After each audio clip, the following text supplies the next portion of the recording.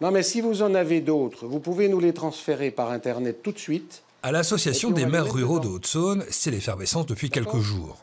Sur la centaine de communes qui ont ouvert leurs portes début décembre pour recueillir les doléances de leurs administrés, une soixantaine ont déjà fait remonter leur premier cahier. Moins de 2 semaines, donc, après le début de cette initiative dans les mairies. Les gens, ils ont besoin de parler, de s'exprimer, d'échanger sur plein de sujets. Il y a tellement longtemps qu'on ne les a pas considérés, au moins un petit peu. Et c'est justement la sonnette d'alarme que les maires ruraux tirions depuis si longtemps. Donc aujourd'hui, que nos concitoyens puissent s'exprimer au plus près d'eux, c'est le sens de la démocratie locale. L'Association des maires ruraux de France centralise l'ensemble des doléances dans ses bureaux à Lyon.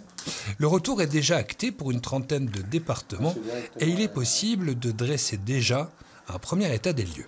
Ce qui revient, c'est la justice sociale, la justice fiscale, la transition écologique et énergétique, l'organisation politique et territoriale, le rôle de l'État dans les territoires. Le rôle de l'État dans les territoires, la proximité, c'est les services, hein. C'est ce qu'on dénonce depuis longtemps. L'aménagement, le transport et les mobilités. Des doléances transmises en Haute-Saône au préfet du département qui va les recevoir. Une initiative des maires ruraux mais qui va marquer le début d'un calendrier souhaité par le président de la République.